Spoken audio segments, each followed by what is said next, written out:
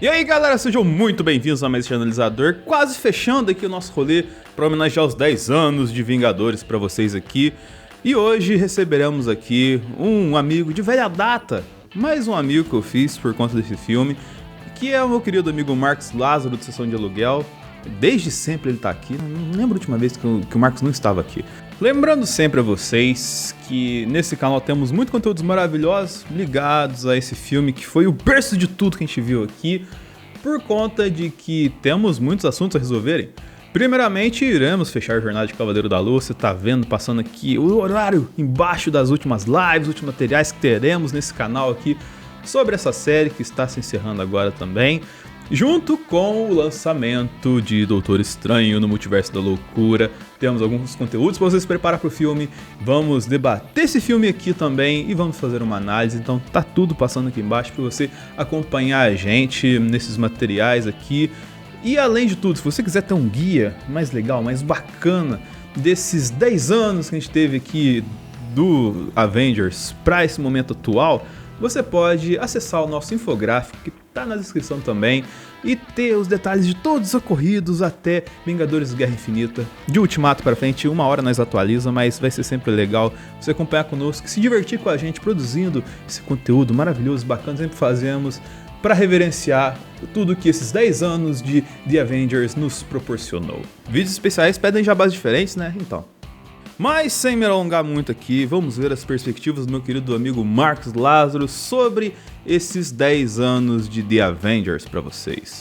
E aí galera, Marcos Lázaro aqui diretamente do canal Sessão de Aluguel, canal parceiro aqui do Analisador, em que o Denis sempre faz participações e eu sempre tô aparecendo por aqui também, é sempre um prazer.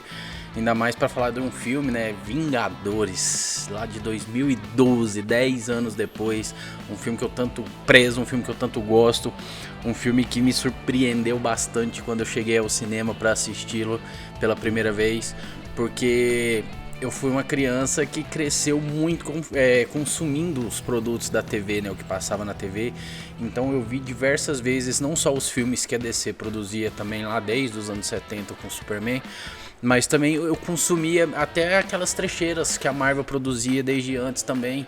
Eu cresci assistindo os filmes e a série do Hulk lá do Lou Ferrigno, assisti os filmes do Capitão América dos anos 90, cheguei a pegar os filmes do Capitão América dos anos 70 pra assistir, assisti Blade, assistia Homem-Aranha, assistia X-Men, assistia de tudo, cara, o que saía eu dava um jeito de conferir, sempre foi uma parada que eu prezei muito, né, o cinema de super-heróis, independente de selo ou de editora. Quando a Marvel começou a construir o seu universo ali, logo após a gente ter algumas boas experiências com X-Men, com Homem-Aranha, eu fiquei encantado. Eu tive o prazer de poder pegar desde o primeiro filme, desde lá do Homem de Ferro, para assistir no cinema. Acho que talvez o único filme do MCU que eu não vi no cinema foram Viúva Negra, agora por último, por causa da pandemia, e não vi o Thor 2. Foram os únicos filmes que eu não assisti no cinema. De todo o resto eu vi todos os filmes do MCU. Meu encanto, né, logo após ver o filme de origem do Homem de Ferro 1 e o 2, né, do Homem de Ferro, ver o filme de origem do Thor, do Capitão América e tal, já dava aquela emoção, aquelas cenas pós-créditos, aqueles curtas que a Marvel lançava na época entre um filme e outro. Então eu já tinha um quê de, cara, eu já conheço esses personagens e eu quero vê-los juntos, trabalhando juntos, como que isso vai funcionar. A gente tinha isso, um vislumbre disso com X-Men, mas que não foi tão bem adaptado assim, apesar de ter 2 bons filmes. Mas eu sabia que Vingadores poderia ser mais, mas mesmo esperando mais do filme dos Vingadores, eu ainda fui pego de surpresa de uma maneira muito positiva, em como eles conseguiram pegar esses personagens que até então não eram assim tão próximos do grande público e conseguiram trazê-los tanto para o gosto popular como conseguir trabalhar eles muito bem juntos, conseguir dar uma dinâmica muito boa para a equipe, conseguir fazer uma junção dessas pessoas tão distintas entre si, né, com personalidades tão diferentes, e conseguir trabalhar isso de uma maneira tão orgânica. E a maneira como o humor, a ação, o desenvolvimento de personagem é feito dentro do roteiro desse filme me deixou assim embasbacado. Naquela época a gente ainda não tinha toda a briga que a gente tem por ingressos hoje, apesar de ter sido um filme com uma bilheteria expressiva, né, pô? Foi um filme que chamou a atenção, assim, que pegou a galera num lugar em que a galera não tava esperando ser pega. Eu lembro que eu fui assisti a primeira vez o filme, fiquei encantado. Eu saí, assim, acho que talvez foi uma das poucas vezes em que eu saí do cinema com o olho brilhando, assim, mas radiante. Foi tanto que eu dei um jeito de correr pra bilheteria e falei, cara, tem ingresso para mais a próxima sessão? E ainda tinha mais lá na frente, não era numa poltrona num local muito bom. E eu acabei assistindo o filme em seguida, na sessão seguinte, da que eu saí e assisti mais lá na frente, mas eu tinha que assistir porque, cara, eu queria ver de novo aquilo, eu queria me sentir dentro ali daquela atmosfera daquele filme. Foi encantador pra mim, meu lado nerd. Eu ainda não produzia conteúdo aqui, não existia o Sessão de Aluguel na época, ainda o Sessão de Aluguel veio a ser criado aí 2 anos depois, então eu não cheguei a produzir conteúdo sobre o filme, o que é um pecado. Vai rolar provavelmente uma live no meu canal sobre esse grande evento que foi Vingadores, que lá eu costumo fazer bastante lives assim também, igual o Denis aqui. Não pude fazer na época, então também quero fazer agora, e também tá sendo um prazer falar aqui um pouquinho da minha experiência com esse filme com vocês. Mas agora, pensando um pouquinho pelo ponto de vista de como esse filme ainda é lembrado, como esse filme ainda é referenciado na cultura pop hoje, acho que a galera anda saindo tanta coisa, acho que nem é culpa do filme, nem é tanto culpa dos fãs também, mas acho que anda saindo tanto filme de super-herói, tanto Marvel quanto DC, quanto outros selos que estão tentando mordiscar aí uma fatiazinha desse bolo também, que eu acredito que tem muitos filmes atropelando um ao outro, então isso acaba condicionando com que alguns filmes vão ficando para trás, o que é um grande pecado, ao meu ver, porque o primeiro Vingadores tem alguns filmes do MCU que eu sempre pego para rever, e o primeiro Vingadores com certeza tá aí entre o top 3 dessa lista fácil, porque sempre que eu revisito ele, acho que eu já devo ter visto ele umas 10 vezes ou mais no mínimo, e sempre que eu revisito ele, eu sinto como se eu estivesse naquela... Ele é um dos poucos filmes que ainda me faz sentir ter a atmosfera que eu tive quando eu estava na sala de cinema. Eu assisto ele em casa, na minha TV, e mesmo assim eu ainda consigo emular um pouco aquela sensação.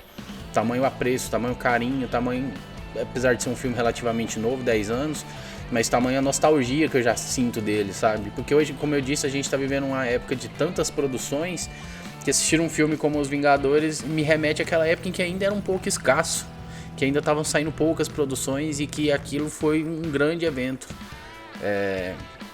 Talvez um dos primeiros grandes eventos do cinema de super-heróis aí, talvez um filme que tenha catapultado muita coisa. Porque se aquele filme tivesse errado, muita coisa poderia ter acabado ali, ter morrido ali naquele projeto. Mas que bom que deu certo, né? Que bom que o Kevin Feige e a pessoa do Joss Whedon, né? A gente não pode tirar os méritos dele também. Conseguiram ali juntos, com um elenco que a Marvel conseguiu escalar muito bem, eles conseguiram nos entregar uma produção que, cara, até 10 anos depois ainda continua sendo, pra mim, um dos melhores filmes da Marvel, um dos melhores filmes do MCU, uma das melhores produções desse universo compartilhado. E eu gostaria mais que esse filme fosse mais lembrado, talvez comemorando 10 anos, talvez as pessoas lembrem dele mais um pouco agora. Mas eu gostaria que esse filme fosse lembrado um pouco mais, sabe? Porque, como eu disse, muita coisa poderia ter acabado ali se ele tivesse dado errado, e muita coisa começou ali com ele dando certo. E esse é o ponto de vista que eu tenho, assim. E foi um prazer estar participando aqui com vocês. Muito obrigado pelo convite, Denis, mais uma vez. Galera, se vocês quiserem conferir um pouquinho do meu trabalho, ver as lives que eu faço, os game shows que eu faço e o conteúdo variado também de vídeos que eu faço lá no canal, só você conferir Sessão de Aluguel tanto no Instagram quanto no YouTube. Você vai poder ver um pouquinho das besteiras que eu falo, não só de cinema nerd, como do cinema de uma forma geral, em alguns momentos também sobre séries, e também conversando um pouco sobre esse universo dos streams que cada dia está crescendo mais. Beleza?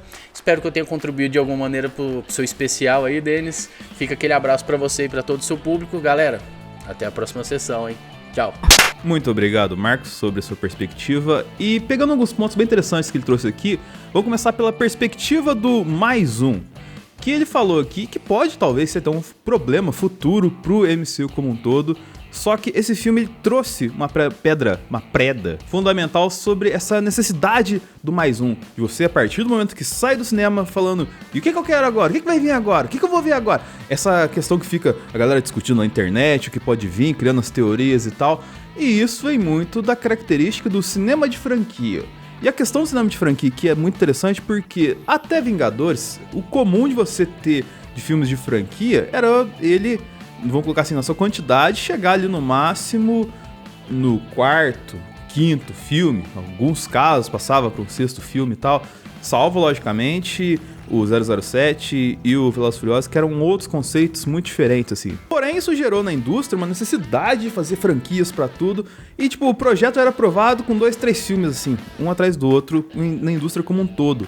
Só que nos casos de maior sucesso, assim como eu acabei de citar o Velozes e Furiosos, raramente você chega ali num 10º filme, tá ligado? E se a franquia chega no 10º filme, ela chega muito desgastada. A gente tá falando de uma pedra fundamental, que é esse filme, que tá fazendo uma franquia chegar facilmente e com saúde no seu 30º filme, tá ligado? E num espaço muito curto de tempo, assim, é como se a Marvel tivesse feito dentro de uma franquia só várias mini franquias, porque nessa questão você pega um personagem e tem lá 3, agora o Thor vai ter 4 filmes, assim. Então essa quebra dentro da grande franquia da Marvel, eu acho que é o segredo de tornar sustentável a partir dessa pedra fundamental que a gente tá falando, que é esse primeiro Vingadores. Só que, como eu falei, pode ser um problema no futuro de a gente ficar muito refém do que vai vir na frente, o que vai ser o próximo. E talvez o próximo não ser tão satisfatório quanto a construção da expectativa por parte do público. E isso leva direto a outro ponto que ele menciona no vídeo, de que tem tanto filme hoje da franquia da Marvel que a gente acaba misturando na cabeça, e às vezes não lembrando exatamente onde aconteceu tal coisa dentro da franquia. Porém, nesse filme dos Vingadores, ele é diferente, ele é especial, você consegue lembrar dos pontos certinho deles, pelas questões que a gente falou aqui sobre a caracterização de cada personagem, a ambientação de cada personagem, a gente falou já nessa maratona que a gente tá fazendo aqui. Porém, tem uma questão assim que vai, primeiro, de uma boa escrita, que a gente tá falando aqui, e segundo, uma questão até boba, que é a questão de cores. Você consegue relacionar facilmente o borrão, assim, passando na tela, com a cor do personagem. Então isso ficou muito marcado, iconográfico na mente da gente, assim. A questão do equilíbrio de cores do The Avengers é muito boa. Você consegue olhar e aquele verde água que você bate o olho e vê no pôster, você já lembra de cara, assim, de tudo que aconteceu no filme e de todas as questões, assim. Tanto que quando apareceu o filme lá no Vingadores Ultimato, aquela paleta de cores que a gente estava acostumado, que a gente se apaixonou nesse primeiro filme, voltou na mesma cena. E cara, isso é incrível. E trazer esse tom assim mostra o quanto esse filme, que está celebrando 10 anos hoje, é importante não só para a história da Marvel, mas também para a história do cinema. Então é isso aí. Amanhã a gente tem o último vídeo. Não perca, curta, compartilhe, favorite, sinalize, se inscreva e até o próximo analisador.